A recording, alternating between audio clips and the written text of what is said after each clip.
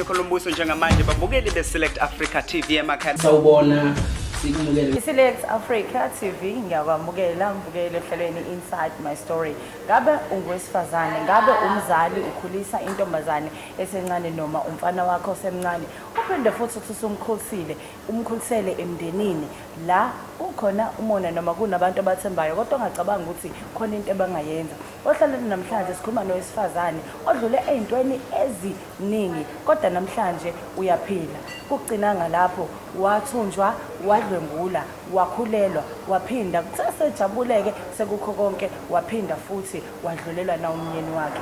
Sesikhuluma naye owesifazane oqinile engithembayo ukuthi uma uzoba ingxenye yohlelo namhlanje kuningi uzofunda ngoba uhlelo lwethu liyakufundisa, luyakwakha, luphinde futhi lukwenza ukuthi impilo yakho ingabe isafana. Uma usabukela Inside My Story awusoze wayibulala ngoba siletha abantu abazokufundisa bakutshele amaqiniso ngempilo. Ngaphambi kokuthi sikhulume naye umama Mandisa okwakho sicela isihlangabeze inkundleni zokuxhumana Select Africa TV kuzo zonke. Ungakhohlwa ukungena ku YouTube, ulike, ucomment, uphinde futhi usubscribe iSelect Africa TV Inside My Story. Igama lami mina ngingoSinenhlahla. Mangishilo ke ukuthi sizokhuluma nowesifazane impela onohambo olunzima kodwa namanje usamile. Sesimandisa angubingelele, angikwamukele ohlelweni Inside My Story. Ngiyasithanda leso smile. Sanibonani, ngiyabingelela abalaleli ababukeli, ngibingelele sine egameni lika Jesu. Ngiyathanda ukufaka igama lika Jesu because ilona elinika ithemba, ilona likwenza namanje ube strong. Yes, ukhulile usamncane, ukhulele phusi Simandisa ngoba angifuni siqale engathi wavela waqhamuka nje impilo isishintsha. Ngiyazi yashintsha eminyakeni esemncane kodwa ngifuna ukwazi ukuthi uqalephi, wakhulelaphi, uzalelwephi kuze kufikeke kulawo ma challenges obenayo empilweni. okay. Usisi Mandisa uzalelwe eMozambique. Wakhulela eJohannesburg isikhathi esincane, kwathi esena 14 years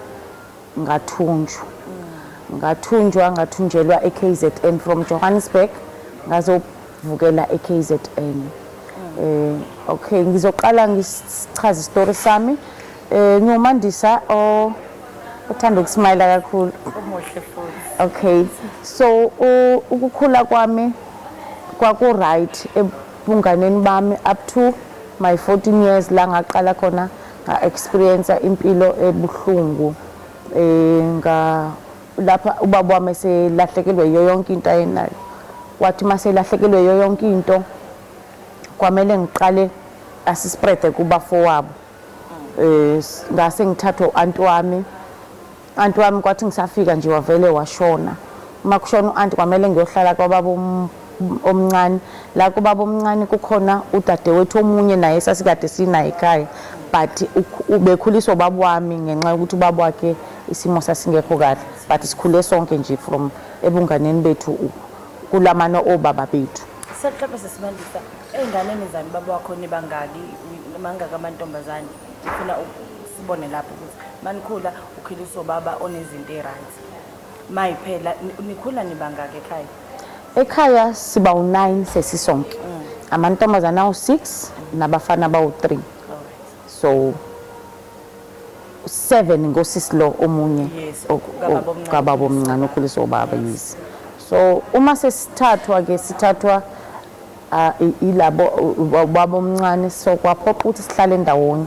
Usisi lo omunye mdala kakhulu kimi, mhlambe i-difference ka 7-8 years ubudala, but waphuza ukungena esikoleni. So mina ngiyoqala ugrade 10 yena uyikhane ethi matric, but ngokwe age kufuze ngabe usese kwakhe nje. Yes, kwakulo sisi. So kwathi kusenjalo ngiyoqala kwakuJanuary, ngiyoqala isikole engingasazi engasijwayele. Grade 10. Yes, 14 years. Yes, ngithi ngisafunda kuqale kube ne ngangiphasela grade yes ngangiphasela grade 10. Kwathi kusanjalo kwaqala usisi wangangimukela kahle ekhaya but nganga understand ukuthi yini. Alright, kuthi ngelinye ilanga I decide ukuthi asizukuhamba ngemoto yestaff because sasihamba ngemoto yestaff sifunda elokishini but kwi distance anyana. So athi imoto yestaff ayikho namhlanje but kunemoto ayiorganizile. Makuphuma isikole athi singayi ngala la sigibela khona istaff. Shuthu ngokwami ucabanga manje ngoba sengimdala ukuthi shuthu wayebona ukuthi mangiya ngizoibona imoto. Siphume sibheke ngala la siyolinda khona imoto ezosithatha. Ithi ifika imoto athi yena usayobona umuntu wakhe kodwa ngingasho ekhaya. Uyabona uyingane ujabulela ukuthi izinto enjalo mina ngijabulela ukuthi ngijahe ukuyomceba ukuthi uyajola. Kanti yena uyaziqedile ngami. Uma siphuma singena emotweni the only thing eyenzeka ngambozwa ngendwango kwaba ukuphela. Angibanga ngisabona ngisho umgwaqo ngubonanga. Mhlawumbe uma ungena inkinga lokusiliphi lelo lokusho khona? Ise Pimville. Oh, ePimville is. Sasepimville. So sisuka ePimville ngazofika la. Uma ngifika la eKZN ngaphaphamela endaweni okuthiwa iseManguza. From Joburg Pimville to Manguza. I think was isikhathi engaphaphama ngaso kwase kuyintatha kusa ya another day. Angazi sahamba. Ngenkathi uhamba endleleni into owambozwa ngayo yakufikisela nobuthongo noma wawukuthi usukhalile ukhathele. Angizange ngikhale. Angizange ngibone lutho. Kwakuyinto yangidraga same time. Ayithathanga even a second. Kwakuyinto I think indwango yayinemuthi it's whatsoever. If it was umuthi o strong. If kwakuyi drug was it drug eli strong because alithathanga even isikhathi. Angikwazanga ngisho ukuqalaza lutho. Angikhumbuli ngibona lutho. Into engikhumbulayo kwaba ukubekwa kwendwango emva kwalokho angibonanga lutho ngaze ngaphaphama. If ukuthi bebekwenza on and on ukuthi ngize ngingavuki endleleni angizange ngivuke. Ngaze ngaphaphama sesi kulendlu le eyokuxa standards. La ngiphaphame khona mangiphaphama sengimest angisabhekeki. Uyayibona ingane na 14 engazi lutho engazi namfana ukuthi izophaphama se uniform yami yayipowder blue but yayingasabhekeki umbala wayo. Okay, ngiphaphama akunamuntu la but uyabona kwi desert la ngikhona khona because kugcwele kunephunga la khona uyabona ukuthi ngathi kuhlinzwa abantu la. Mangiphaphama kule ndawo ngiqalaze ngibona lendlu eneyinduku ezistriphile so angazi nokuthi sifike kanjani lana or kungeneke kanjani iwari yami this door imfishane so ngingene kanjani angiyazi la ngisuka khona azikho angizange ngayibona ndawo ngizoqala ukubona into nje angazi noma ngiyaphupha or ukwenzakalani ngempilo yami right kuthi kungakapheli isikhathi kungene amadoda awu4 uma ingena yiwo lawa labo malume abafikile bazongithatha uma ngikhuluma ngamadoda when una 14 bese obaba ona 50 something kuwena obaba abadala lapho ngisho ubaba wami ngaka mhlawumbe so ngabana leyo into ukuthi ngisenkingeni laba bantu ngilambile ngomile bafika nebhani chawa bangipha yona ngabona ukuthi angidingi ibhani chawa la ngidinga amanzi ngicela amanzi banginikeza lamanzi ngaphuza ngitshela ukuthi mangithola lamanzi ngizoba namandla no ukuphula le induku lezi ngitshela ukuthi into elula le yabo so kuthi kusanjalo aqale umunye bathena sesingamsusa like the purpose was ukuthi ngisusu athi omunye no usafuna ukuphinda that means bayenzile bonke mayithi uyaphinda yena shuthi bonke laba bebekhona kulento hayi uma uvuka uyazizwa ukuthi ungcoliswe ukuthi mhlambe kade bekule ngola ngiyazizwa because kubhlungu yonke into yes kubhlungu yonke into even inyawo ziyashake so uyakhona ukubona ukuthi kwenzakaleni ukuthi uyawoma uyingane engakazi izibone lento angizazi noma bebengigwaza noma bekwenzakalani because ngiyibona ngigcwele igazi ngitshela ukuthi shuthi bangigwazile ngicinga la kunesilonda khona and only place la kulimele khona it's a private part right kuthi kusanjalo bese sengenza physical sengibona ke bekungcono esakwenza ngikuleya condition yokuthi angibonanga lutho mase engirape ke sekukhoma ke la ngezwa khona Migrape bakhona nalaba bakhona bahleli endlini yona le incane indlu incane phansi nje phansi akudlalwe ngisho nesponge indawo nje oyibona ukuthi yokugila imkhuba nje right uma sekwenza lokho bese kufanele baqedeleke umsebenzi we-agreement yabo nosisi wami kwakuyini agreement wazi ukuthi ngibulawe the way ngizwa ngakhona late ukuthi wazi ukuthi ngibulawe uthathwa ama-parts athile omzimba wami ukuze usisi wami athole ibhizinisi because impilo ayiphilayo bese ngasayifuna isikole siyamhlula and bayamtshela ukuthi uma ungayenza lento kukhona izinto ezingenzeka KZN kunendlela zokuphila uma utholakala ama-parts but kufuneka umuntu oyi-virgin ungakaze athintwe mfana so she knew ukuthi indlela esikhuliswe ngayo surely angiyazi leyo nto mina so uma usuzwa manje mhlawumbe kubuyele emumva nje sisimangisi labo bantu wayehlangene nabo ngoba mhlawumbe kukhona i-boyfriend wakhe njengoba usho ukuthi phela wathi so abantu nje ayihlangane nabo ngoba bazi to be honest anginayo idea ukuthi babe kanjani nanokuthi after ukudlula kuzo zonke lezo zinto let me say ukuhlangana noJesu kwasiza impilo yami kwangenza ngangafuna ukubuza ukuthi why angibanga nama question after all okay so okay ngicine kuphi befika ke beqala ke bethi inhloso kwakuthi ubulawe yes ngesikhathi seqeda lo sekufanele baqhubeke nomsebenzi athi nomunye hayi nami sengiyafuna ukuphinda so ila ngibone khona shuthi baphindi bayenzile la ngibona khona because kube bekuyilo yedwa ngabe kuphinde lo yedwa ngabe lo uthi nami ngifuna ukuzwa but ngoba ethi ufuna uyafuna ukuphinda that means bayenzile bonke but asiyeke iphole kancane baphume bahamba by that time isizulu sami sasi very poor in such a way ukuthi okunye bengigrep okunye ngingezwe ukuthi ayizithini la uyabona alright baphume bahamba nemoto yakhona ehambayo uyabona nje ukuthi akusiyo imoto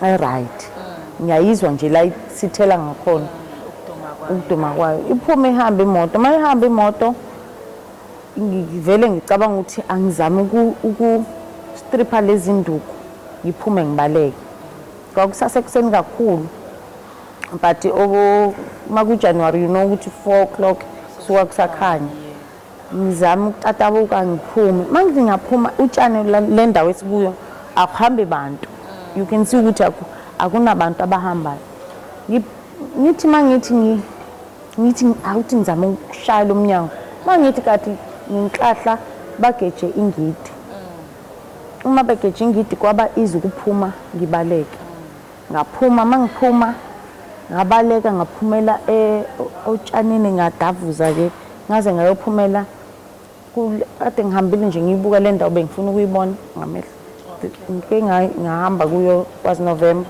bengifuna ukuyibona because kwakunesibhedlela kwakunesibhedlela uyimangoza hospital kwakungakulezo indawo so manje sekunemizi akusenjengakuqala so uma ngiphumela otshanini ngidavuza ngize ngicoshe umunye umama uma usaqoke lezo ngubo ngingcolile okay ubhakha wami nje ngitshatile nezincwadi zami because bekuloku la eduze kwami emqondweni wami ngitsho ukuthi ngisazobuyela ekhaya ngiphinde ngibuyele esikoleni uma ngifika emgwaqweni lo mama vele abone lento esabisayo nje uthi yo lengane angidonse kwenze njani angigijime nami singene ekhaya lakhe athela amanzi ngigeze angicline athi kwenze njani bese ngiyamtshela ukuthi kwenzakaleni nami angazi uyabo mawuthi nawe awazi manikhuluma nomama ngokusho ukuthi izulu ongasazi yena ukhuluma isiZulu. Ngiyamuzwa, ngiyakhona ukumuzwa. Ngiyasazi but angisazi la. Ngiyamuzwa uyayixoxa leyo. Oh ngiyamchazela hayi kwenzeke nje. Shuthi uyakhona ukucosha ukuthi uthi. Right. Ngimchazela ukuthi kwenzakaleni, kusukaphi, kwenzeke kuphi. Athi lo mama hayi okay kumele sicasheke la. Because laba abantu kungenzeka basakhona around. So ungaphumeli phandle. Ama toilet kusemakhaya laphana, toilet liphandle, yonke into iphandle. Wathi mina mangifuna ukuchama ngizosebenzisa ibhakede ukuze bangangiboni. Because kungenzeka ukuthi ngiyaphuma kade balaba yaphuza. Ayisahlala I think after ngahlala almost 7 days wangipha impahla zakhe ke ngagqoka. Ayike into manje sisimandisa ethi ekhaya kusendaweni ethile mama ngeke ukwazi ukungisiza ukuthi ngifinyelele khona. Noma unalento yothi nje ngoba ngihleli nomunye umuntu wesifazane mhlawumbe ngizoba safe. Lo muntu wesifazane uthi uzongisiza ukubuyela ekhaya. That's the promise anginike yona. Ukuthi uzongisiza ngibuyele ekhaya. So angazi ukuthi iplan yakhe yokungisiza yayithini. Athi ena into azongisiza ngayo abuze ekhaya kukuphi uma kuthi umuthi wesiZulu uya exist ngazibona lapho ukuthi le into yayinobuthi yabo uma kuthiwa ufakwe into ongakhona ukucabanga lutho kukuphi ekhaya ngiyasho ekhaya kukuphi but ngisho into engekho yabo uthi noma ngabe ufuna ungithatha ungisekhaya awukwazi ukungisa because angikhuluma into ecacile. Okay. Athi lo mama angihlale la after 7 days athi okay mhlawumbe abekho ngoba kusemini bangena ntambama la abantu kuphithizela amasebusuku asithatha iwalk siye esibhedlela. So uma sithatha iwalk siye esibhedlela to me uyongisiza ngenxa yokuthi ngilimele yabo.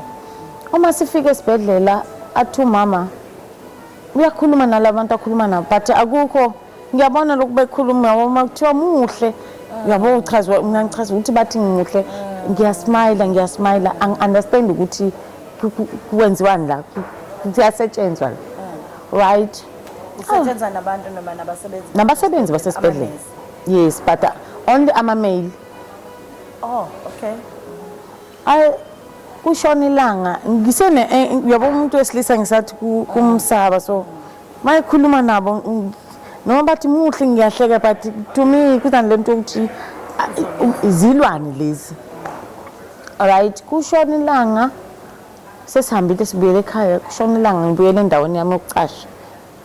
Hayi angene one of the guys obekalapha ya athi ena angene ekamerweni la ngicashe khona awuma ungena umuntu athi mana athi ena hawo wasuthuka uyenzelani kade yona lento yenzayo.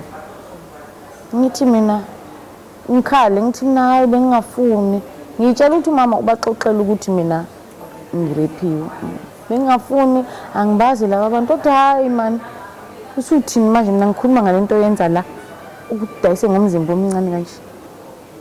Ngithi mina angidayisi futhi yabo ingane futhi ezamanje zihlakaniphile ngalezi ezikhathi uma una 14 wawusukuthithiza into ongakazi uyibona.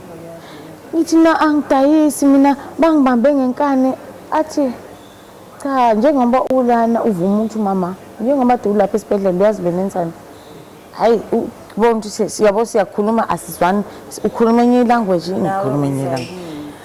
Athi ena ngisho lokuthi ena mama kahle kahle ufika wathi esibhedlela uma bezokusiza. Yebo. Uma ebachazela shuthi batshela ukuthi ngidayisa ngomzimba for ukuthi bafike njengoba ibusiness lakhe linotshwala shuthi abantu abaphuza la ekhaya la. At the same time bazothenga umzimba wami yena bese extend the business lakhe. Uma uxosha emgwaqeni uzokusiza ekhaya kanti nayo une business elotshwala yes. So inhloso yakhe bekungasekhona ukusiza bese uku extenda ibusiness lakhe. Sikhuluma mbukeli ngomama omethembayo umama wakamakhalane ongaba umama wakamakhelwane ongaba umama nje umuntu wesifazane omethembayo nje siphila naye emhlabeni ukuthi uma uyingane yentombazane ubalekela kuye hleze ngakusiza kodwa kusesimandisa akubanga njalo. Yes. Kuthi kusenjalo sisusine athi lo bhuti no wena udayisi ngikhokhile ngale ngizolala nawe mina kodwa ngoba ngizela ngiyajabula uma kungakangeni umuntu ngiyakubona ukuthi lento engikhuluma ngayo awuyazi angizile ukuzolala la ngizokusiza mina la yazi mangibuka wena ngibona ingane esene future mina ngise-student nurse lapha esengineminyaka esengenze unyaka ngaze wathi wesithathu yini ngifuna ukuzokusiza la cause ngiyakubona ukuthi usengane futhi umuhle kusengaba nefuture le decision makuthi ivela kuwe akuyona i-decision e-right why ungadecide ukuqhubeka ufunde wenze ayi ngimtshela ukuthi mina ngifike kanjani la athi lo bhuti athi yo okay shuthi isigebengu lo mama right ithi ngenze something kube sengathi konke engiyenzile la wanyomfoza waze wathatha ngisho namanzi wacontsisela embedeni wathi yena engibuza angithi ulalile nami yena into azongenza la uzofika ekuseni ame estopini erenk yaseMangozi mina ngiphume ngihambe straight mawuya lapho wawuphuma straight ungajiki indawo uzongifica ngime lapho nosisi wami usisi wami uzokuthatha hambe nawe naye akanalutho siyayihluphekela kodwa uzobona ukuthi ukwenza njani. Isonto lesibili ufike endaweni. Isonto lesibili leli uma engithatha lo sisi ahambe nami kwenza ke ngempela nangempela ngivuke after ehambile lo bhuti afika umama athi asikisi nana asikisi akakulimazanga kakhulu ngiyakhala ngisafune kwakukhuluma sengizwe ubuhlungu bokuthi ngaze ngasithemba isigebengu umuntu ngendlela aze ngayo ubungathemba ngempela ungazukhohlwa ngisho nasekhaya ngendlela angenza iqanda ngakhona la ngishisebenzi zakhe lezi simsizayo ukudayisa utshwala zazingisiza ngoba mina ngangithithisa kwengane yakhe alright udlile kanjani kati umuntu unokunye ngale wenzela amehla abantu yebo hayi kuthe sehambile athi hayi okay namhlanje ngoba usazozwa ubuhlungu sizoqhubeka kusasa ngiyenzela sithola imali yokuya ekhaya ukuze ngikuhambise ekhaya ngivuma nje ngiyakhala athi ungasakhali nani ungasakhali asikisa hayi aphuma hamba angisalele angisafune kwakulala angisafune kwakudla ngifuna lo waya othembekile for once into emenza umthembo ukuthi akangenzanga lutho and izinto azishile izinto language kababa wami uthi funda baba mbethanda ukuthi ufunde uzobe successful yabo so lo at least unomqondo kababa wami hayi ngiphume nangempela ngakusasa ekuseni ngenze njengoba eshilo mangifika ngimthole ngempela unosisi wakhe uma sifika anginikeza usisi wakhe nje kusemakhaya ngempela uyabona ukuthi uyabona expect abantu abanjengabangakini to find indawo ezinje ngafika masifika la siyohlala khona wow problem kunekati amanzi akhona nzima uyabona sikhalazi athi sihambe siyokha amanzi ngakusasa kwakhona ekuseni sihambe masiyokha amanzi kunama inkomo kuneyinkomo lana eyinkomeni siyakha amanzi angikhise ngo2 liter vele angiyazi lento but ngiyaku-enjoy ukuthi at least singenza into ehlukile sihambe sibuyele ekhaya amanzi aphuzwayo la ayabheda naye abona ukuthi le mpilo izongixaka ngempela athi ngizokufunela umsebenzi kusisi komunye umama osebenzela eSintlushi naye lo mama usebenza eJardini but ngizomsebenzela because impilo yakhe wakhe ingcono nangempela angithathe ngiye kulowo mama lo kwenye indawo kuthiwa isakwaSamkhele kwakungcono because kwaSamkhele Mtobo kwakungcono umama owakuthatha la owafikela khona wakususa ikuphi lapha eManguza. eManguza, yes. Wangisusa eManguza. ubhuti lo owakuthola oyi-student nurse wakunika usisi wakho ungasemtuba. Owasemtuba, yes. Oh, okay. Bengifuna ukuthi silandele ukuthi usuka kanjani-ke manje eManguza Usisi wakhe sisuka eManguza siyabaleka manje sibalekela lo mama oyingozi. Siya eMtuba.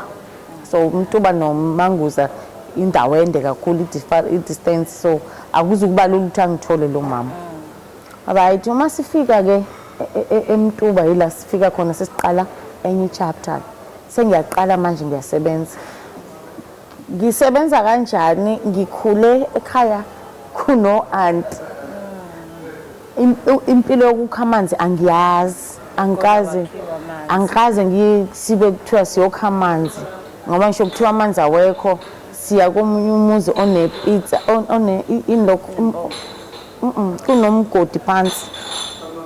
kunomgodi phansi ovulwayo onamanzi aphumayo angazi aphuma kanjani. So iyona ndawo esasi makuthiwa siyokha amanzi nakhona siyokha ngo-2 liter noma ukha ngeketela uyahamba kwamakhelwane. So makuthiwa ngake ngawakha amanzi yileyo into. So la ekhaya la ngizosebenza khona kuyiwe Emfuleni uyokha amanzi emapitsini.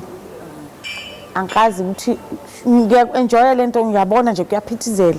I-agreement yokuthi uzosebenza sisimandisa uyafika introduce kulo mama ithini agreement ithi ngizonakekela ingane ndodakazi wakhe umzukulu wakhe lo mama ona I think wayeno 6-7. Ngimenzele i-uniform yesikoleni, ngiyaklina la ekhaya, but indlo uklina wonke umuntu wesifazane noma ngabe kuno auntie ekhaya sasifundisa ukuthi uyaklina ekhaya uyawasha. So babe ngitshela izinto engizaziyo. Ngiyakwazi ukuwasha, ngiyakwazi ukayina, ngiyakwazi ukuklina indlu, ngiyakwazi ukupheka. The only thing ile kuye Emfuleni engayazi, but ngaku-enjoya ke, ngaba right. Uzohola malini? 80 rand ngenyanga.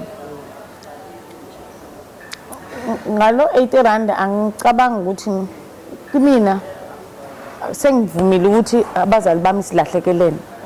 To me ukuthi ngithole imali angisena mama la. Uma kuphela inyanga I need ama-period pains because ngiyastrugglisha. Ngifuna sibuyele emuva, ngifuna ukuthi kufika nini emqondweni wakho ukuthi okay ikhaya angisenayo, ngizophila impilo yokuthi njengamanje ngiyosebenza. Ikhona lento sisimandisa ezothi yes wawumncane kodwa ngiyabakhumbula abazali bami. Yini le eyathi angibhekane nalesimo noma sinje? Okay, isizathu esithi bhekana nalesimo ukuthi uyayibona manje ukuthi awuna way out la. The only way ukuthi uthobele noma yini eqhamukayo. Ngafunda ukuthi noma yini noma ekhaya ngangiqhenya ngithi lokho angikudli, now angina choice, sekumele ngidile nanoma isiphi isimo. So ukuze ngilale ngidlile ngizosebenza. La ekhaya bangithembisa ukuthi uzodla la, uzolala la, and then uzohola u-80 rand. Angisawucabangi nalo 80 rand ukuthi uzongifikisa ekhaya. Ngicabanga ukuthi ne-age yokuba dom nakhona kwakukhawunta ukuthi uma useyingane uba dom. Isimo ongakaze usicabanga. Angikaze ngicabange, nanokuthi angikaze ngicabanga ukuthi ngizoba esimeni esinje. So ngizama ukuthi ngimukele, ngithathe lo mama njengomama wami lo esengisebenza kuye. Ngiyamfuna mama, ngiyamfuna baba. Every day uyakhala. Ukukhala you can't stop ukuthi kunqamuka nini. Alukho nelilodwa usuke ngizikhumbula ngivuka ngiba right. Ngithatha iwashing ngiyoyiwash, ngangiwasha kwehla inyembezi. Ngiyaklina la ekhaya, ngiklina kwehla inyembezi. Ayinela ingane eziye esikoleni wayile nami ngabe ngiphuma ngiyesikoleni. So kwakubhlungu kakhulu. Kodwa kokumele ngibhekane naso leso simo. Kwakubhlungu ukuthi sengiqala enye impilo ekhaya njalo makushonelanga makuthiwa isikhathi se-lunch nihlala la etafuleni nidla nonke ezomndeni.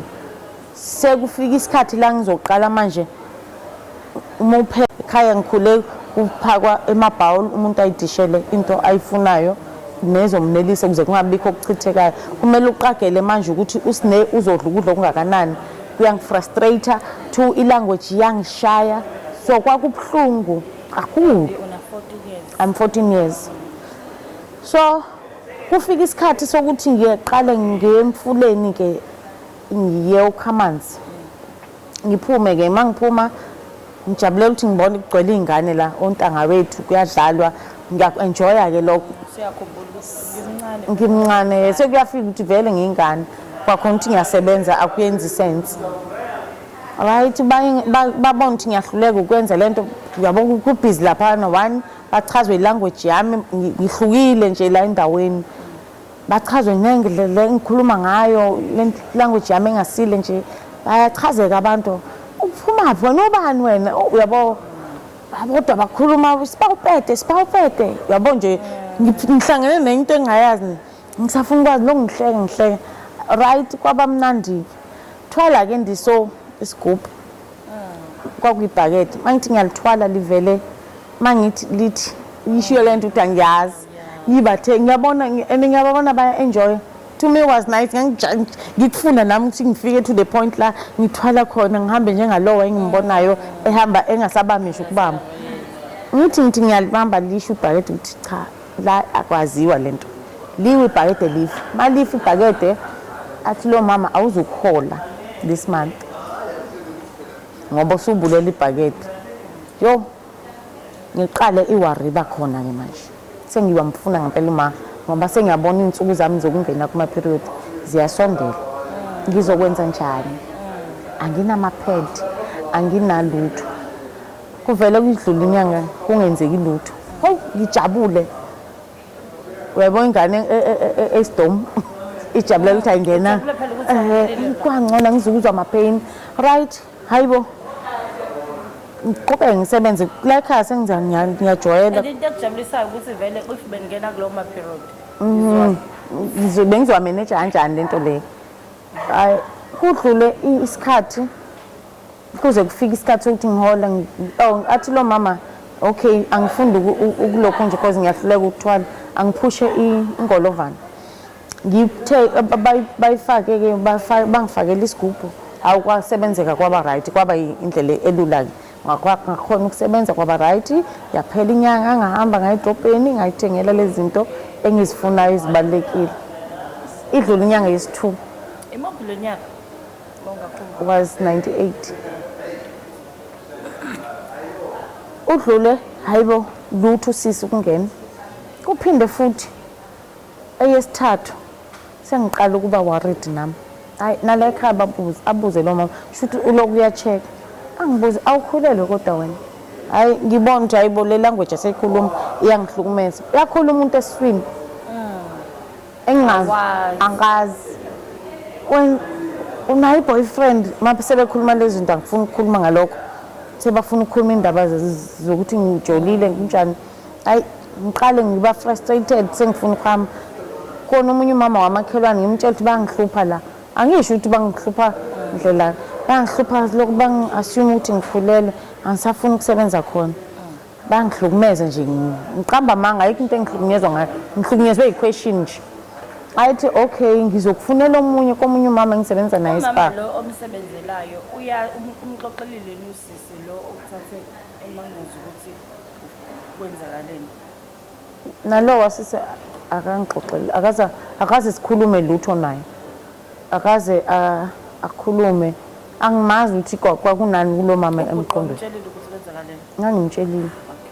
ngangimtshelile but angicabanga ukuthi bayacabanga lokho ukuthi kungenza ukuthi ngikhulele ngoba nami ngangingazazi ngicabanga ukuthi into mhlawumbe abasala bayikhuluma sengingaseke because emva kwalokho ngavele ngahamba ngaya kulomunye so ngahamba ngaya kulomunye umuzi ngayosebenza khona la ngitholelwe khona kwakuphi kwakusemfekayo eMtuba yes ngasebenza khona lapho engafika ngasebenza ngigada omunye ugogo ke manje mangigada ugogo ushawe stroke ngiyamqukula ngiyazama ukumbamba ngimise etoilet ngiyamgeza at the age of 14 ibe nzima impilo kwasho ukuthi la was just ugogo ke isimo sokubhekana nogogo amanzi and stuff ukukhiwa ubhuti wakhona kuthi ngelinye ilanga ngiphelezela ubhuti wakhona siyokha amanzi ashone lo gogo ethe seshonile lo gogo kwathiwa hayi uzoqhubeka uhlale la ube ingane nje la ekhaya kube nengane yentombazana sahlala after kushona kwagogo so ngiphelezela ubhuti wakhona siyokha amanzi siyakhula isisu sengiyasibona nami kancane ayi kufike masifika la kukhiwa khona amanzi leyo ndawo ayikhiwa phansi emgodini ki ugcwala kuyaphithizela hayi kufika omunye usisi ethi ngaze ngakuthanda angibuza ngubani hayi abayachazwe nayi le ndlela yami yokukhuluma ke athi lo ngicela ube ingane yasekhaya ngithi mina okay angimxoxeli lutho athi lapha uhlala nobani uthi nayi ade ngisebenza ugogo ushonile athi awufuni ukuhlala nathi ube ingane yasekhaya ngithi mina ngiyafuna athi okay asambe ngizokhuluma noma ekhaya ngikuthatha uyohlala nathi ekhaya nangampela akhulume naye ngifike lapha afika ngithatha athi asambe sizohlala nathi ngithatha impahla vele impahla zami ziwu-3-4 sihambe sengiyohlala la kwaMthetho la engafika ngahlala khona ngaba ingane yakhona isisu siyakhula ngokuhamba kwesikhathi Mawufika kaMthetho uyabaxoxela ukuthi njengoba ngilana mina ngifike kanje kwasuka la mangifika koMthethwa ngiyabaxoxela ukuthi ngathunjwa ngalahleka angifuni ukukhuluma ukuba deep kunale part engibona iyihlazo kimi angifuni ukuyikhuluma leyo babuza usuka kuphi kanjani ngiyayixoxa istory sami siba half ngiba umuntu ongazi ukuthi kuphi ekhaya ngifike kanjani ngize ngiyosebenza bapha abazali angifuni ukukhuluma angifuni kuba deep kuloko ngithe abazali bami ngiyabatshela ukuthi bakuphi nendawo mina ngilahlekile right ulahleke kanjani ufike kanjani la ngisho ukuthi hayi ade ngihlala kuphi yabo nje ngiyasikhathi istory sami ukuze kungaveli le part yokuthi ngireshiwe ngoba ngiyayikimi nezihlazo ngihlale lapho kusho ukuthi isisu sesisikhulu manje makukhuluma lokho ngiyakhala ngifuna ukuhamba athi kufika la athi umama wakhona shothi uzama esinye strategy but angifuni uqamba manga ngangihleli kahle kakhulu kwakumnandi kwakusekhaya babe ngithatha njengengane yakhona nje sonke masidla makuhleshula isinkwa impilo engekho right kulelo khaya but makuthiwa sihlephulelana isinkwa sonke sizosithola sizingane makuthiwa siyosebenza siyawasha sonke siphuma siyowasha makuthiwa siyokha amanzi sonke yabo to me ngaqala ngaba comfortable ngaba sekhaya ngamukela ngaqala lapho ngicabanga ukuthi ngastopha lapho indaba zokuloko ngikhala ngoba ngangiqale ukuzwa ukuthi ayisehlise nginoma ngithanda nje logogo okay kufika isikhathi abona ukuthi isisu salengane sikhulu kakhulu sizoba necala ngi-introduce enduneni ukuthi kunengane kanje ilahlekile ngicoshile avela ngithatha ngisekliniki athi na angimphelezele ngoba ebona ukuthi mayesho ngizothayima angithatha mayithi angimphelezele ekliniki sefike wakhuluma namanesi ukuthi kunengane kanje athi nasiyocheck i-BP ebona ingane ejabulela ukuyocheck i-BP engayazi nekliniki hayi hamba yochama la ukuze sibone i-BP yakho ukuthi ithini ethi nogogo naye uzohamba yochama futhi sochama endaweni ehlukene ngihambe ngibuye bathi hayibo lo muntu angateta noma yini kula ugogo aqala khona hawu ngani yami ukhulelwe kwenzakaleni qale phansi ke manje ngikhale sengiyamtshela sonke istory ngimchazela ugogo ukuthi kwenzakalani athi okay ungasakhali sizoyithwala ingane sizobona senze njani hayi kufika isikhathi la ngithola khona umntwana wentombazana ngithola umntwana angazi nokuthi kwenziwa njani ugogo wathi khululeka ngiyayisaba ingane ngiyasaba nginenkaba le ngane ugogo wangigezela yona wayinakelela wakwenza konke kwaba right. Impahla uyizanyela Ugogo siyazama khona la, ugogo uyazama uluka amaqansi uyawadayisa uyenza lokho kwenzakalayo. Ay kufika isikhathi la ugogo ahamba khona wayothwasa. Ngaqala futhi kwanzima. Omunye usisi wakhona la ekhaya aqala ukungilwisa uyabona ukuthi ngafika ngaba intando. Iyancela kimi. Ngiyayincelisa nje uyangitshela ngicelisa kanje ngaba right nje. Kwasho ukuthi khona isikhathi la ufuna khona amanapukeni engane nani angazi nokuthi ngokuthatha lezo zinto. Okay babe ngihlanganisela kwabanzima. Ingane yami inapukeni lokuqala leglodina lalilodwa bese kuba iskate sami engangimele ngisikhathi ngisenze inapukeni. Ngalezo ikhathi inapukeni wawuqhasa ngespiritu lesi. Ngakwenza ke kwaba ayikhulanga kahle kwakunzima kwakubuhlungu.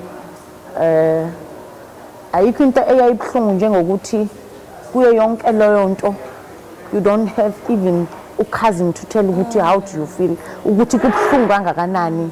Uyabona kungcono uma unomama uzomtshela ukuthi ngizwe ubuhlungu but now udila nawe kumele lento ibhekane nawe wedwa awukwazi ukuyichazela umuntu ukuthi impilo iphila ibuhlungu kangakanani. There was a time la uthola ukuthi la ekhaya khona ngisho ukudla kumele nidle noma yini ukuze uthole ubisi uzuncelisele ngane. Kumele kubiliswe ngikhumbula angiyazi into okuthiwa ibhece. Ngithethe ukuthi uma ungalibeka la ngeke ngikhombe ngendlela engalizonda ngakhona. Ugogo lo akasekho ngisele nomunye usisi wakhona la. Babilisa iparish bafaka leya into. Angiyazi and angisiyena nomuntu oqhenyayo ukuthi mangithi ngiyidla lento yavele yaba off yabuya akangithukanga kanje. Injani ithi ngiyayisiza ngiyayizama niyenza umuntu bona ukuthi uzodlani kwakubuhlungu. Ingane yakhala la ngathatha khona isinqumo sokuthi ukufa mina nalengane kungangisiza. Ngangithi into engifisa njengamanje ukuthi mina nalengane sife. Ngathi mina mangingathatha into ngiphatshaze lengane bese nami ngithatha intambo ngiyenge singaba nepeace because ekhaya ngiyabona ukuthi indaba yabazali bami into engasekho ngeke ngisababona ngife khona la kuphele ngami akwangenzeka. So sometimes iplan yaNkulunkulu ngomuntu uyibuza ukuthi what's the plan uNkulunkulu yini oyihlelele impilo yami ngingazani naye. Right kwazameka ke ngalezo ndlela ngihamba ngaqala ke manje ngihamba amatoho nayo lengane emhlanje nayo emhlanje. Ngikhumbula ukuthi khona la ngafika khona komunye umuzi la ngase ngisebenza khona sengihlala nosisi lo owayengithathe nangake manje iminyaka ngina 14 ngisahamba ngo14 1998 okay December ngamthola ngoOctober November December yonke leso sikhathi nje kwakusangconywana because ugogo wayesekhona up until ngisengina 15 la ugogo akasekho uhlala khona ngihleli nomunye usisi wayengangifuni la ekhaya awayengazange ngamukele. Lo munye wayethe uyangithatha uhlala nomyeni wakhe wagcina sethi engeke ngoba ukhala ngokuthi uyahlukumezeka ozohlala nami la. Ngahlala ke nosisi lowo ngihambe ngiyodayisa upetrol kwakunomuzi yabo labadayisa khona upetrol wegroup. Ngahlala lapho ubaba wakhona ngicabanga ukuthi kwakubaba oganyile ukuthi uzokushaya izinqa bese akunika imali yobisi. But praise God ukuthi akukho okunyanga engathi wake wakwenza.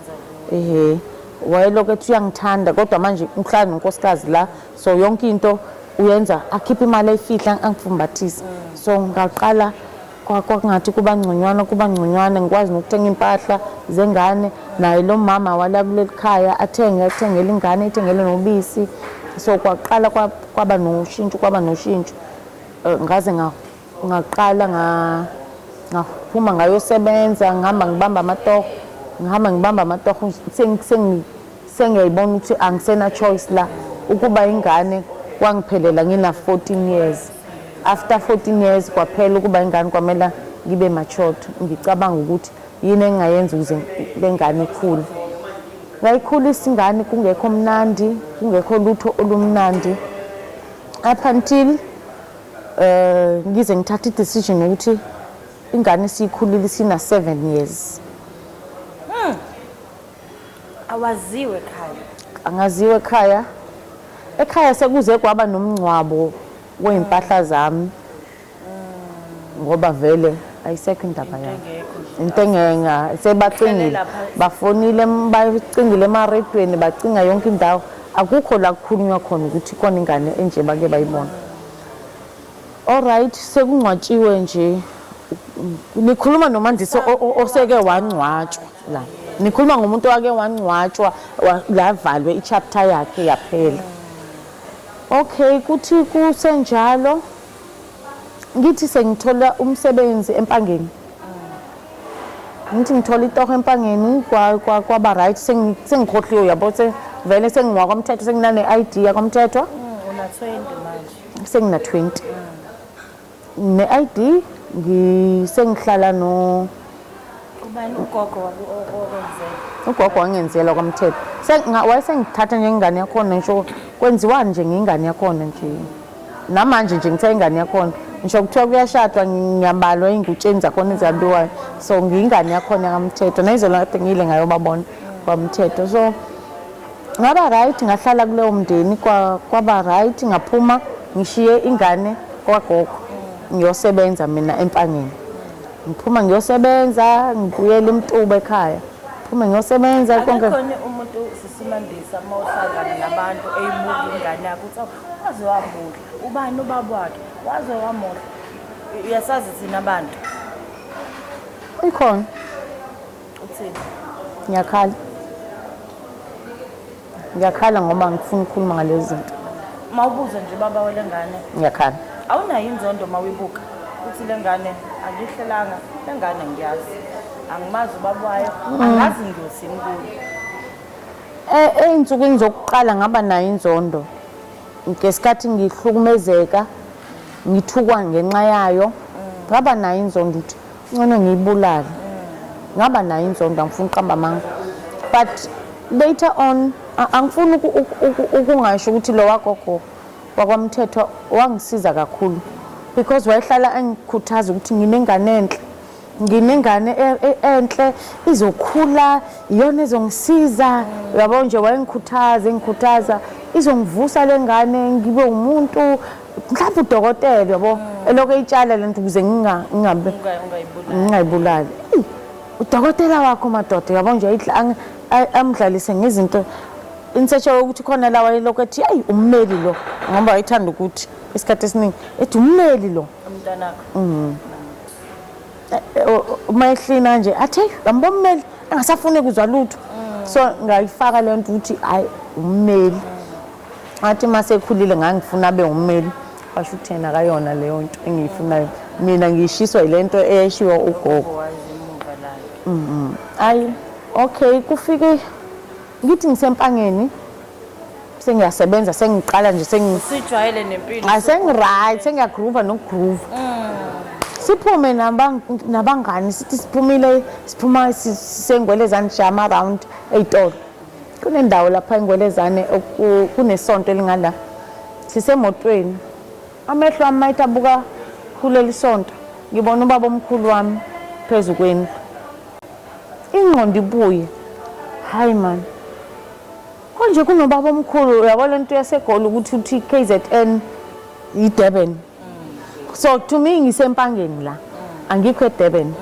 ubaba omkhulu useDurban hayi man ubaba omkhulu phela lo waya kodwa manje ngihamba nabantu kuyaphuzwa la kuyagroovwa yonke into right angifuni ukukhuluma le ndaba yami angisekho sengi-off sengijahe ukubuya la ngizobuza lo muntu uthi ubani sihambe masibuye ngakusasa ngivuke mangiphuma emsebenzini ntambama ususebenza kamuntu ngisebenza elinye iflat elilapha eDedele kwakusebenza abantu abemshini yashukela but mina ngiklina ama-room alapho-ke ngiklina ama-kitchen nama-room alabo bantu ngihlala khona futhi masiphuma emsebenzini ngivele ngigibele ngiye ngala engibone khona lento uma ngifika ezitolo ngingene kuleli sonto kuyakhonzwa sekuntambama sekungabo 7 I think kwakunenkonzo yasebusuku inhliziyo yakhe isengifuna ukuyakubulela sengifuna lo wababa ngifike ngidonsa omunye mama phakathi ngithi mama kunobaba wakaMashiyane ngwakaMashiyane ngisibongo sami kunobaba wakaMashiyane ngimbonile la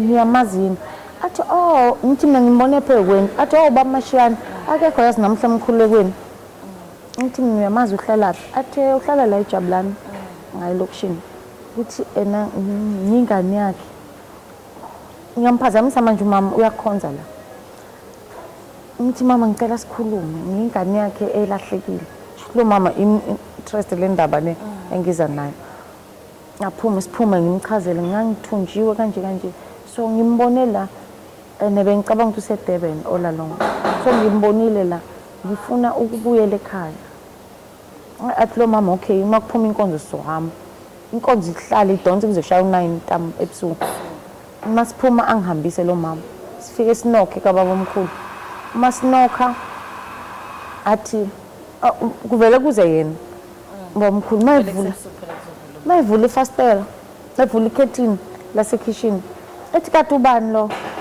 ethi umntanakho baMashiyane uMandisi athi hey washona lo muntu uthi mina angishonile bamkhulu mina after 7 years ay athi ngeke avule mayivula avale fast athi kathi nithi niwobani asho futhi usukhulile sengihlukile but kuyasho ukuthi uye lo kodwa kanjani ngoba phela lo muntu washona sesize samukela sangcwaba samukela kasekho yo uyabo kwaphela isikhashana nje ezama ukubuzisisa kahle uma ngiphuma aqala ngithinta athi uwe umuntu uthi mina ngiwumuntu lo mama naye seyaqala manje uyaxwaya kathi kwenzakalani ngithi mina cha bacabanga ukuthi ngashona ngishonile ngiyaphila awufikelwa yinyembezi mawubona mawusumbona kanje nanokuthi kukhala yena manje kukhala yena inyembezi zami zazisezidry ngicabanga ukuthi ngase ngikhale yabo umuntu ekhalisa into engekho to me wayekhala into engekho uyazi into engidlule kuyo mina ngase ngibuka kanje kwaqala phansi kwaba nesililo endlini bafona yabo yonke indawo nasekhaya kuyakhalwa left and right kuyakhalwa ke manje uye ngempela yebo uye wonke umuntu ufuna ukukhuluma nami hayi sabonga kulo mama wahamba kwakhalwa kwathiwa hayi kufanele silande ingane ke manje ngibuye ayalandwa ingane kwabongwa ngimxoxela yonke into ukuthi kwenzakaleni yizo wayenzakala kanje athi lowo muntu lowo wasitshela ukuthi abantu ababedayisile wathi manguze saya thina sakucinga sangakuthola saze saya nakulo mama owayexoshi usisi wakho walikhuluma iqiniso walikhuluma lonke yini emanzi walikhuluma kwase kushubile kwakwazi ukuthi uyena engihamba naye ingane iphi okay so wakhuluma nje washo konke ukwenzakalile okay kwathiwa urejectiwe lo muntu efamilini nje ukhishiwe okay ngithi mina hayi kwenzeka kanje so nginomdeni wakwamthethwa ebengihlala kuwo bathi siyohamba siyobonga kwahamba kwayobongwa sathatha ingane yabuya kwahanjwa kwayiwe ekhaya ke manje kwayiwe yes masibuyele eGoli kwalokho nje kwasho ukuthi sengine boyfriend angifuni ukusho ngihlala kababa omkhulu ngathi mina ngizobuya ngohlala baba omkhulu ingane yasala kuma wami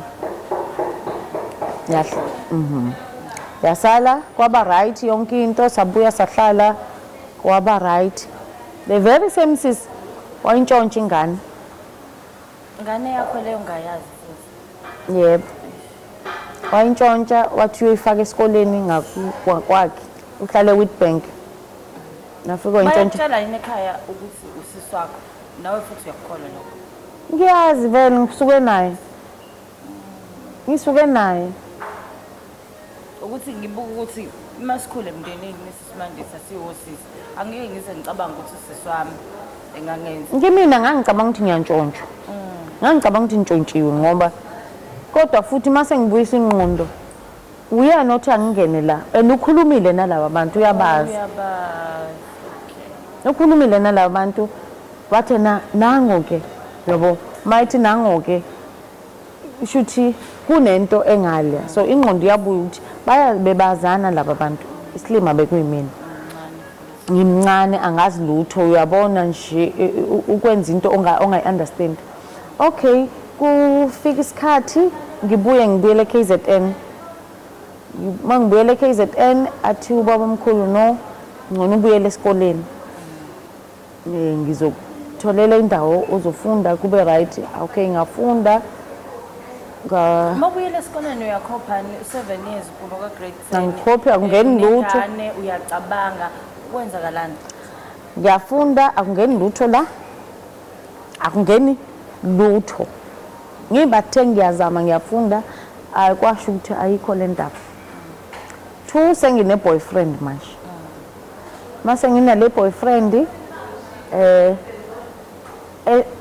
ngiphuma endlini ngiye esikoleni mangiphuma esikoleni ngingena ngiyajika ngiyala kulomuntu ongithandayo akekho ngingena endlini ngiyayilalela sekhona uMagwaza manje athi uMagwaza yena ufuna ukungishada ufuna ukwazana nomndeni wami ngibatshele kwasho ukuthi ubaba wami akasafune lutho ngami usefuna manje yabo ingane ehlukumezekile ngathi angayiprotecta akaze angangifihla athi ngeke ufuna ngibuyele ekhaya angisafuni nami ngisha amashushu nami sengisemathandweni ayi kuze kufike lo Magwaza ke ngivele ngithola umntwana wesibili mangithola umntwana baba Magwaza uyamxoxela nokuthi usuka ngimtshele yonke into because bengine fear yokuthi ngimtshela ukuthi mina ngiyamsaba umuntu wesilisa isizathu esimenza ngimsabe u1 no2 no3 ngamtshela yonke into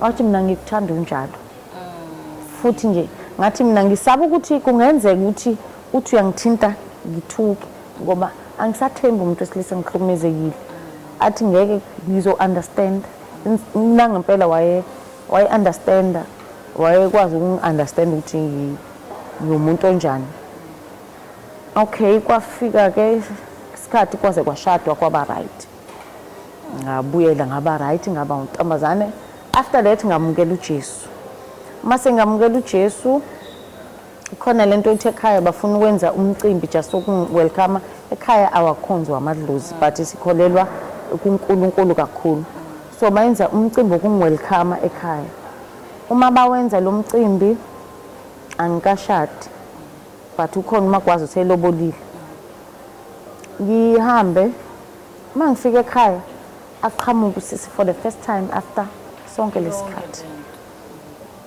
sekuphelile u8 years lapho ke uma sifika uma eqhamuka ekhaya kunodonga nje so umuntu oqhamukayo umbona maseseduze mangithi ngimbone bese ngiyaphenduka ngivele ngikhale kwakukhala kwami lokuba emotional ukuthi awu umuntu wayenza into ebuhlungu nje sengizwile sonke istory ngokuthi uvumile ayi bavele badinwe laba bathi wenzani uyaphila lo uyabo bayalwa manje bacasa ukuthi uyapi unesibindi umuntu angafika enze into nje uzokhalisa ingane yabo kathi mina angikhaliswa yilokho khala kwami kwakuhlukile uma ingena uma ngesikhathi belwa befuna ukum-attack-a ngibaphushe ngimbambe ngimgone ngikhale futhi bangayi-understand bavele babe lost but to me was a forgiveness ngangixola that time that day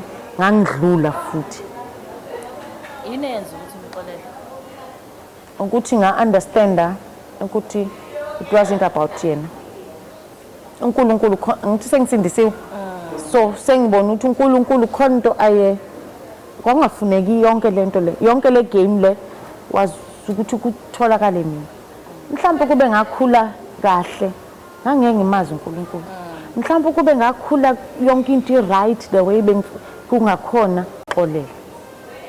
Ngaxolela umuntu ongazange akhiphe even a word ukuthi ngiyaxolisa. Uthi nina ngenkathi belwa uya wena uyomhaka. Uthini? Uyakhala naye. Kodwa angikwazanga ukubavimba ukuthi bamxoshe ngoba bamxoshe wahamba. So ngaqhubeka mina ngaba right. Sisimandisa uthonjiwe wadlula amadoda amaningi. Wazala ingane ongayazi ukuthi kabani kulapho. Njengamanje usubuyile ekhaya kwaMnandi kade washona wangcwatshwa impilo sekumele iqale kabusha. Nansi ingane unayo. Ma ubani ubaba?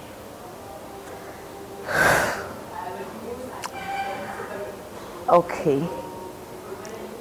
Uma ngizokhuluma into uma ngizolisho iqiniso ukuthi ubuhlungu engabuzwa before ngisaphila le yampilo ngisa struggleisha na after sengishadile ubuhlungu ngabuzwa kakhulu ngesikhathi ingane seqala ukubuza leyo mbuzo.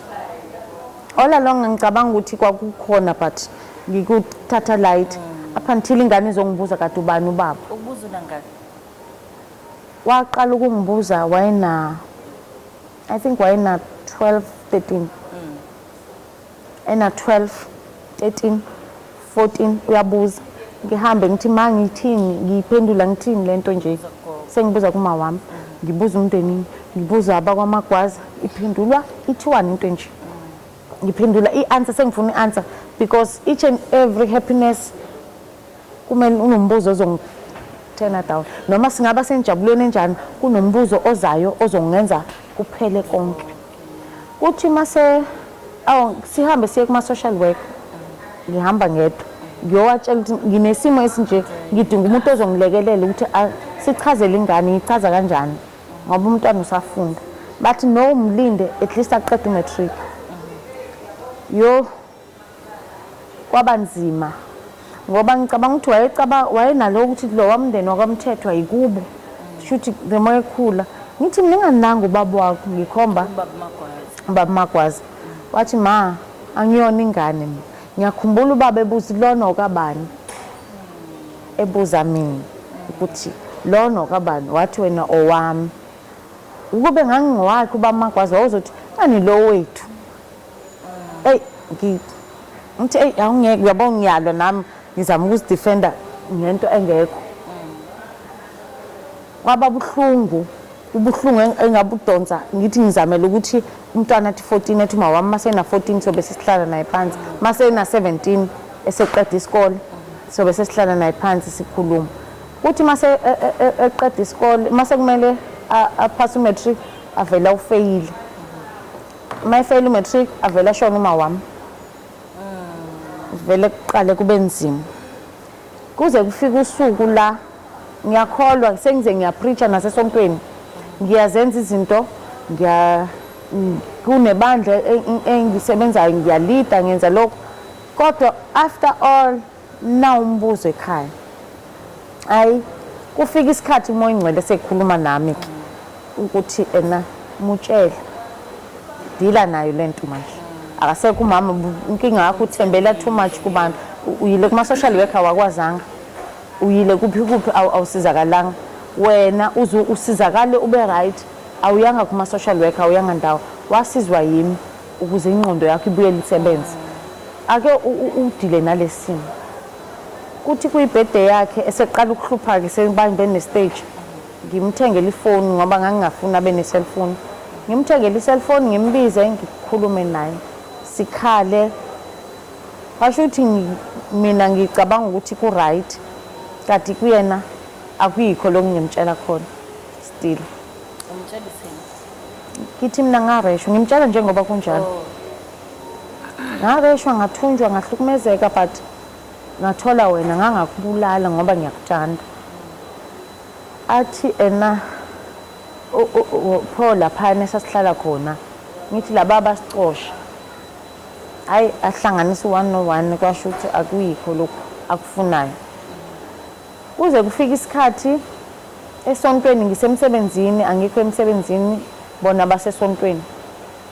Kuthiwa umfundisi wathena eyikhulumela nje uma kukhona ebandle la endlini onobuhlungu onesimo adlula kuso ufuna umkhuleko kuthiwa wasukuma ke waya phambili ila wakhala khona kuthiwa wakhala kwaze kwaphuma inkonzo wakhala noma sekuphuma inkonzo waze wathathwa umunye umama esontweni wathi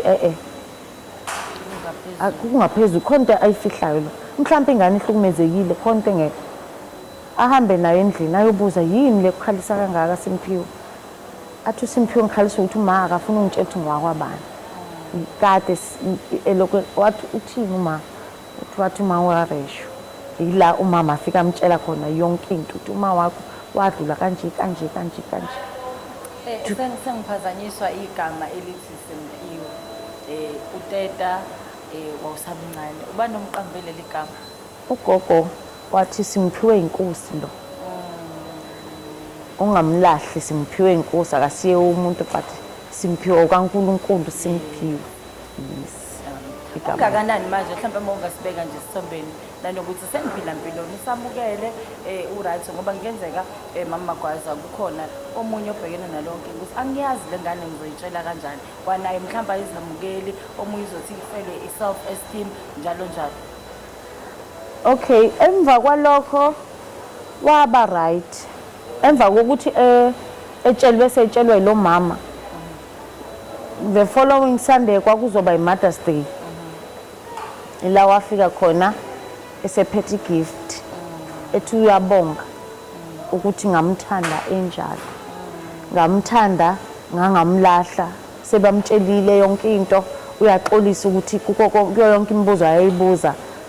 Wayenga understand ukuthi nami ngiyahlukumezeka lo mama wamchazela ukuthi uma wakho njengoba umbuza nje nakhona kuyamhlukumeza so akanayo enye into azokutshela yona ilokho akukho okunye wareshwa naye akakwazi ukusho ukuthi kulabo abantu kwaba isibongo nokuthi ubani but ngoba uNkulunkulu khona uzokhula ube ingane ube yilokho ufuna ukuba yikho ngicabanga ukuthi kwamsiza ke lokho from there waba right kwaba nepeace ngase kwakhuluma ke umoya kimi ukuthi no sekufanele manje ngoba sengikhonile ukudlula kulesimo ake ngiphume manje ngiyotshela nabanye ukuthi kukho konke lokho they still God is the way yokuthi uphume kuyo ngoba siyahamba ama social worker ukutshela ukuthi phuza amaphilisi u-traumatized unjani uzohila khala uthi this and that kodwa akusizanga up until uNkulunkulu kube uyena ofohlayo esimweni somuntu mina engingakusho nginesiqiniseko sakhona ukuthi uNkulunkulu wafohla esimweni sami ngoba after lokho ngathi ngifuna ukuphuma ke manje ngahlala naye phansi ngathi yazini uso right ngiyabonga ukuthi wena usumukelile wena umuntu obesesele mina bese ngikhonile ukudila nami but ngisabanjwe ukuthi ulapheka kanjani wena uso right wathi sengi right ma ngathi okay ngifuna senze inkonzo ethi I'm wounded but anointed because I'm anointed I can preach I can do yonke into ngiyakhuluma nabantu babe right kodwa manje unesilonda lesi sikhona izilonda let's go and tell abantu ukuthi ngakuzala kabuhlungu kodwa waphila nginayo product ye rape nansi kodwa ngiyayithanda uma ngiyenza le nkonzo ila ngahlangana khona noma uMdlela wafika kwakugcwele nje abesifazana abaningi sayenza inkonzo nobani wayeshare story sakhe ukuthi wavela kanjani umama uMdlela uza njengomsakazi ozosakaza lento le ozobukela lento uzayidlulisela emsakazweni babukeli umama Mdlela uGrace NSK sabanayo khona la uhlelweni Inside My Story ongowesifazane indoda yakhe yabulala khona abantwana bakhe babili uphinde futhi abomsunguli weHill Mayonzi ngicabanga ufike sebezomkhumbula yes uma sihlangane nomama uMdlela akakwazanga ngisho ukurecorda into aze ngayo la ngathi mangikhuluma naye ngangime naye undodakazi wami kanje ngishare istory sami ukuthi ngiqhamukaphi wakhala wonke umuntu even amadoda ayelapha ayelele ngeziso ekhala abakwazanga ukubamba ikholda le pain engangikhipha ngicabanga ukuthi salapheka ngalelo langa salapheka emva kwalokho ngathi mina mntanami ngifuna ukuqhubeka uyavuma yini nangempela wavuma sake sahamba naye after isimo samamundlela naye sesimehlele because behlele umamundlela ngimaze kungakenzeki lutho engakahlelo lesimo kwathi mase simehlele sahamba naye saye eGoli kwenye indawo la sasiyoshare khona nakhona she was videoizing istory sakhe khulunywa ngaye la abantu bayakhala but uyena owayivideoize lesimo so that means usewasamukela yes okay kwaba right ke emva kwalokho ngaba nalento yokuthi kukhona lelizwe elihlala livuka njalo ukuthi elithi alikho yini ibalsam kwaGilead pho indodakazi yami ihluphekelane na ngathi lelizwe lisho kimi ukuthi indodakazi yakhe iyahlupheka ngaphandle maningi abantu abahlukumezekile abadlula esimweni engidlule kuso abafisa ukuyibulala kukhona ngikhuluma nje kumanje ukubamba intambo uyayibamba uyayidedela uyayibamba ngoba definitely sure uma udlule kwi-rape kukho akwenzeki nakanye ungafika ukuthi angiyibulali angiseyinto yalutho emphakathini nje ngisengi-useless but uNkulunkulu wanginika lokho ukuthi angibatshela ukuthi hayibo uma ubuka umama Magwaza wavuka wayithuntutha waphila umama Magwaza unomndeni umama Magwaza unabantwana waqhubeka washada waqhubeka waphila umama Magwaza udrive imoto ekubeni wadlula kuyo yonke leyanto leya shuthi nami ngingadlula kuso nami ngingaphila nami ngisengaphuma ngiyobatshela ukuthi kuyaphileka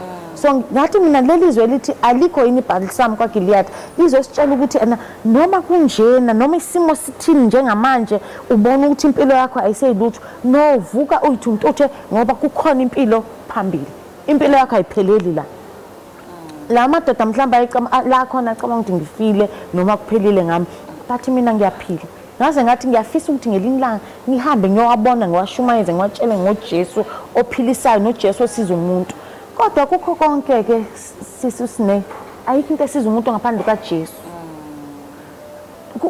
akekho umuntu olapha ipain njengoJesu because amaphilisi ngiwaphuzile mina ayethi ngilale mangiqeda ukulala ngivuke istory siqhubeke ingqondisho ukuthi wena wayenze into nje uphinde ukuphiza amaphilisi depression ulale phinde mawuvuka azokutshela the very same story akushintshi lutho wena unje udlulile esimweni esinje so angi-discourage le ndaba yama-social worker and stuff ku-right kodwa nokusizwa umoya ingcwele it's very important kumuntu ophilayo emhlabeni ukuthi umfuni umuntu ozokulekelela and akekho umuntu olekelela umuntu njengomoya ingcwele yes uhambo lukamama uMagwaza uthunjiwe wadlengula kuthi sekubokeke umama Magwaza omunye umuntu wesifazane noma iningi labantu besifazane kelithi make labasesimeni athi osabe mina ngumuntu wesifazane ongeke athande umuntu nangu baba Magwaza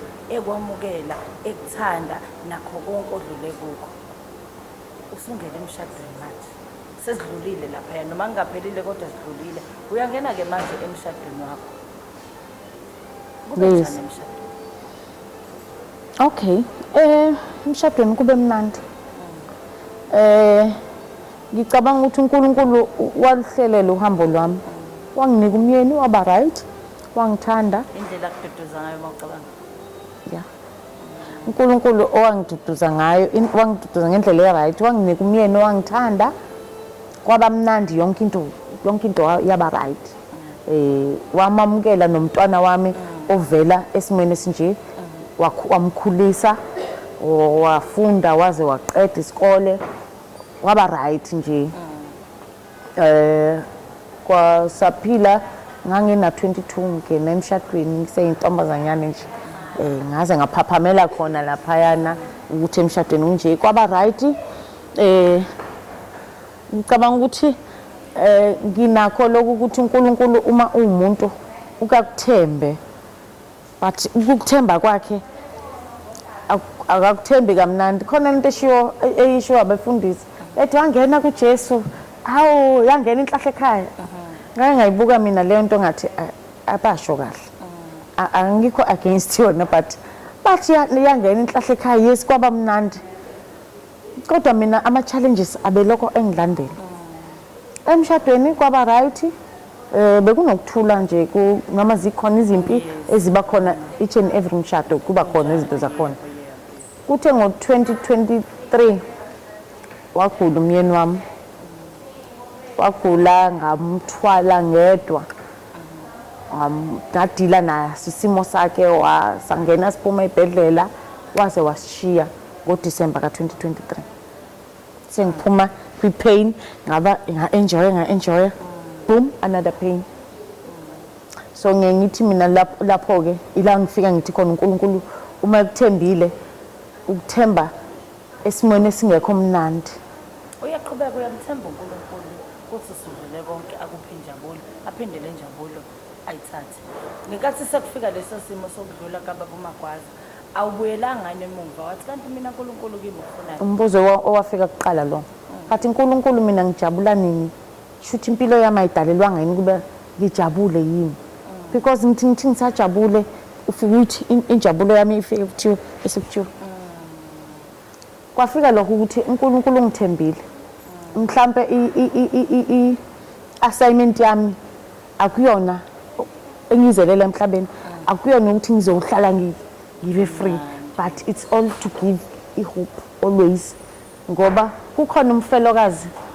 osathwele izandla manje ekhanda kodwa mina wathi maseshonile ngabheka phezulu ngathi okay nazi ingane manje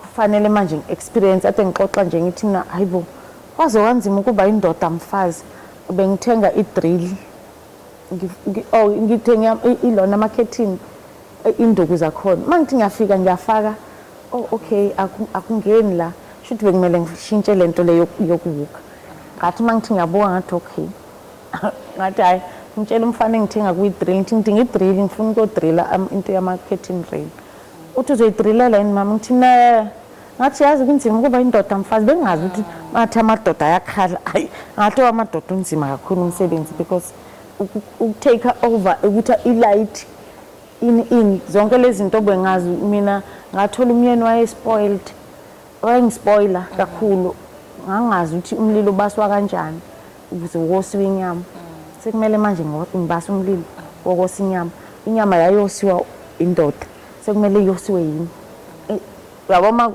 ukuthi uhamba uyowenza lezo zinto ezazenziwa baba before that kwehla inyembezi ngikhumbula ngithenga igas ngangayazi igas ithiwa kanjani ngithatha ifoni yakhe ngipheje ngicinga inamba ithi gas ngibafonele bafike bayishiya igas mabayishiya igas yathi iphuma imoto ngibalandele ngenyembezi sengimile manje negas awuyazi ifakwa kanjani iqhunywa kanjani ngiqale ngikhala yabo sengikhaliswa izinto ezimayini ngathi ake ngeke utetema ake ngikhiphe yonke lento le akekho umuntu ngesikhathi sishada kwashiwo kwathi ebuhleni nasebubini okay from that towards apart this is apart akasekho sekumele manje ngidile nalesimo ngidile ngikhulise lezi ngane ngikhanda indoda la kunendoda la edinga ubaba angibe ubaba kule ngane ukuze lengane iqine ibe strong nginengane yomfana esevarsity izoyonza u30 year ngikwazi ukuyiphusha kulonyaka udlule wonke ngeke ngihluleke manje ngizoyiphusha izofunda iyokwenza u30 year izongitshela ukuthi laptop ifile inenkinga laptop engangayazi babethenge kanjani nobaba wakhe sekumsebenzi wami so kokho konke lokho ngifuna ukusho ukuthi uNkulunkulu khona uNkulunkulu uyakuqinisa uma ethi uyapha amandla anike nezikhwepha mina I feel izikhwepha ezivela kuNkulunkulu ngoba ngokwami ngabe ngisalele phansi ngisakhala bathi ngizama ngakho konke ukuthi kube ngathi akuzange kwenzeke ukuze nomunye odlule esimweni esinjalo athi mangibona ethi hayi usisi waqhubeka waglowa ngiyanqaba ukuvumela ubuhlungu bunginqoba akufuneki ukuthi mawusesimweni esibuhlungu usivumele usalawa ukuthi sikubuse but fight ukuthi ubuhlungu bungakunqobi fight ukuthi izinto ezibhlungu zingaqedi injabulo yakho. Yenza inhliziyo yakho ibe ifocus kuwe kuqala. Love yourself. Tshela inhliziyo yakho ukuthi lesimo mangadlula kulesiya ukushona le ndoda it's mine. Mangadlula kulesiya so uNkulunkulu ukwazile ukuthi before ngiyongena kulesi should wayazi ukuthi ngizodlula esimene esibhlungu but ukuze ngidlule kuso kwakumele ngiqale ngiqeqesheke ngibe yisosha elizokwazi ukuma so that noma umuntu eqhamuka ezothi ngisebhlungwini ngimgone ngibuyisa ithemba. Ngalitshela lokho assignment yami yileyo. Mama Gwaza siyabonga nathi sikhonile namhlanje ngokusifundisa ukuthi umuntu uyadlula eyimini eyiningi. Mhlawumbe ke nje sesiphetha ngiyazi ukushare okuningi nangendlela umuntu angaphila ngayo. Kodwa ngifuna sibuyele lapha ya ekuthembeni umndeni. Into engifundile ohambeni lwakho ukuthemba umndeni. Ukuthi umndeni uyajikelana and into thina abantu esikholela kakhulu ukuthi umndeni bangasha abanye kodwa uma sesihlele etafuleni nosisi bakaba bomdala nobani sesihlele kuba ukuthi nje hayi sibunande singabomndeni. Okay. Ukhuluma ngomndeni wakithi noma umndeni wami omusha? Umndeni lo owenza ukuthi kuze ugcina uba kulesi simo sokuthunjwa udlwengule ube nomntwana ongamazi ubaba wakhe namanje. Angifuni ukufihla lokho ukuthi isiZulu sinayo into esiyikhuluma ingayenzi sense uma uyilalela. Mabathi hamba abafweni uyobathola phambili. Abafweni labo bathola phambili bawusizo kakhulu ukudlula labo zala nabo. Iphinde ithi blood is thicker than water. Ngitshebo singisi nesiZulu kukhuluma izinto ezingafani but abantu engibathole ngaphandle bangisupportile kakhulu, bangithwalile, bangifundisa ukukhula. So umndeni uthembe kodwa bathi umlalele kodwa ungamuzi. Umthembe kodwa shi ispace sokuphoxeka ngoba ayikho into ebuhlungu njengokuhlukunyezwa umuntu wasekhaya qini. Uma ufika ungihlukumeza sinenge ngizoba buhlungu but kube naloko ukuthi vele ayazana. Kodwa umuntu wasekhaya kuba nesilonda. Kodwa kukho konke ayikho into enika ipeace njengokuxolela. Ukuxolela kulapha wena sinenge. Ukuxolela kunika wena ipeace.